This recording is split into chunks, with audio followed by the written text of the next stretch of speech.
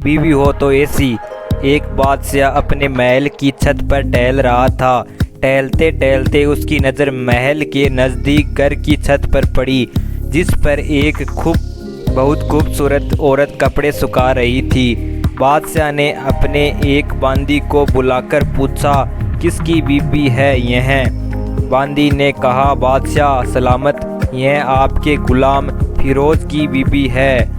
बादशाह नीचे उतरा। बादशाह पर उस औरत के हुस्नो जमाल का सहर सा छा गया था। उसने फिरोज को बुलाया। फिरोज हाजिर हुआ तो बादशाह ने उससे कहा, फिरोज, हमारा एक काम है। हमारा यह खत फला मुल्क के बादशाह को दे आओ और इसका जवाब भी उनसे ले आना। फिरोज उस खत को लेकर घर वापस आ गया। खत को अपने तकिए के नीचे रख दिया। सफ़र का सामान तैयार किया। रात घर में गुजारी और सुबह मंजिल ए मकसूद पर रवाना हो गया। इस बात से लाइलम के बादशाह ने उसके साथ क्या चाल चली है। इधर जैसे ही फिरोज नज़र से ओझल हुआ तो बादशाह चुपके से फिरोज के घर पहुंचा और आहिस्ता से फिरोज के घर का दरवाज़ा खटखटाया। फिरोज की बीवी ने कहा, कौन है? बादशाह ने कहा, मैं बादशाह हूँ, तुम्हारे शोहर का मालिक। तो उसने दरवाज़ा खोला। बादशाह अंदर आकर बैठ गया। फिरोज की बीवी ने हैरान होकर कहा, आज बादशाह सलामत यहाँ हमारे गरीब खाने में? बादशाह ने कहा, मैं यहाँ मेहमान बनकर आया हूँ। फिरोज की बीवी ने बादशाह का मतलब समझकर कहा, मैं अल्लाह की पनाह चाहती हूँ आपके इस तरह आने से, जिसमें मुझे कोई खैर नज़र नहीं आ रही है। बादशाह ने गुस्से में कहा, ए लड़की, क्या कह रही हो तुम? शायद तुमने मुझे पहचाना नहीं। मैं बादशाह हूँ, तुम्हारे शोहर का मालिक। फिरोज की बीवी ने कहा, बादशाह सलामत, मैं जानती हूँ कि आप ही बादशाह हैं, लेकिन बुजुर्ग कह गए हैं, शेर को अगरचे जितनी ही भूख लगी वह मुर्दार तो नहीं खाना शुरू कर देता। और कहा, बादशाह सलामत, तुम उस कटोरे में पानी पीने आई हो जिसमें तुम्हारे कुत्ते ने पानी पिया है। बादशाह उस औरत की बातों से बड़ा शर्मसार हुआ और उसको छोड़कर वापस चला गया, लेकिन अपने चंपल वहीं भूल गया। यह सब तो बादशाह की तरफ से हुआ। अब फिरोज को आधे रास्ते में याद आया कि जो खत बादशाह ने उसे दिया था वह तो घर पर ही छोड़ आया है। उसने घोड़े को तेजी से वापस मोड़ा और अपने घर की तरफ लपका।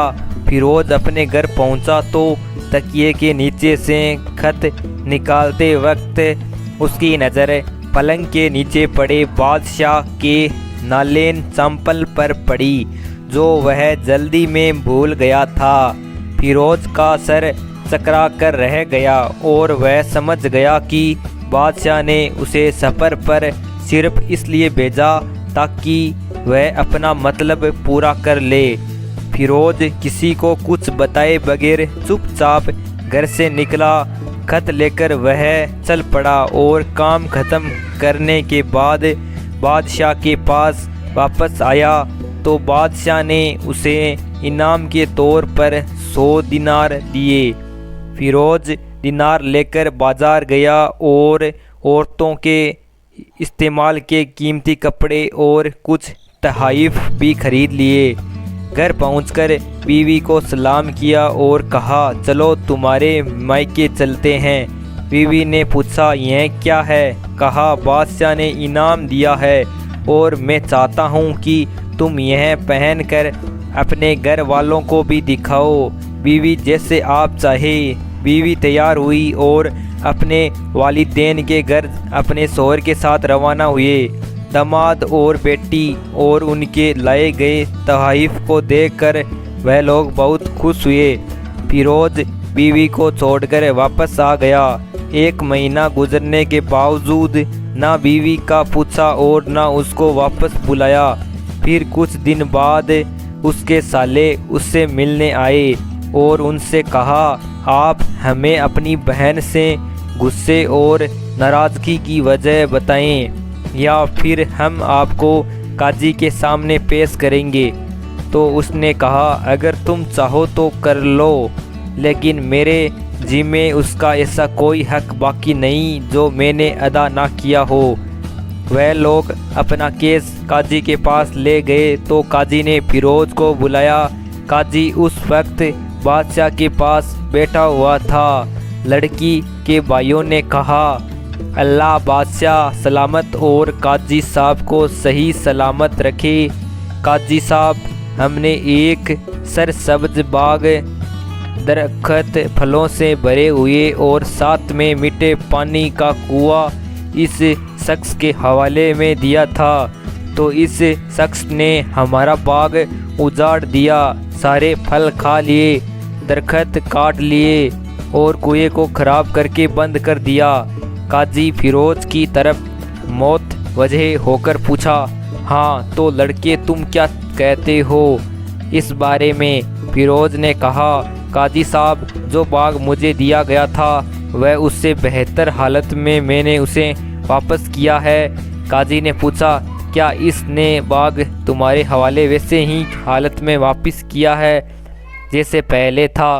उन्होंने कहा, हाँ वैसे ही हालत में वापस किया है, लेकिन हम उनसे बाग वापस करने की वजह जानना चाहते हैं। काजी ने कहा, फिरोज तुम इस बारे में क्या कहना चाहते हो? फिरोज ने कहा, काजी साहब, मैं बाग किसी बुग़्ज़ या नफ़रत की वजह से नहीं छोड़ा, बल्कि इसलिए छोड़ा कि एक दिन जब मैं बाग में आया तो उसमें मैंने शेर के पंजों के निशान देखे, तो मुझे खौफ हुआ कि शेर मुझे खा जाएगा। इसलिए शेर के इकराम की वजह से मैंने बाग में जाना बंद कर दिया। बादशाह जो टेक लगाए हुए यह सब कुछ सुन रहा था, उठकर बैठ गया और कहा, फिरोज अपने बाग की तरफ अमन और मुतमईन होकर जाओ।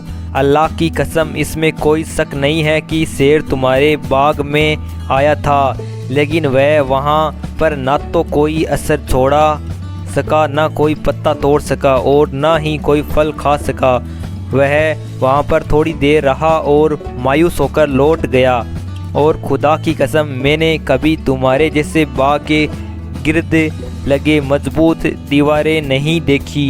फिरोज अपने घर लौट आया और अपनी बीवी को वापस ले लिया। न तो काजी को पता चला और न ही किसी को और को कि माजरा क्या है। क्या खूब बेहतर है अपने अहलो अयाल के राज को छुपाने की, लोगों को पता ना चले, अपने घरों के भेद किसी पर जाहिर ना होने दे। तो दोस्तों, कहानी अच्छी लगी हो तो लाइक व चैनल को सब्सक्राइब ज़रूर करें।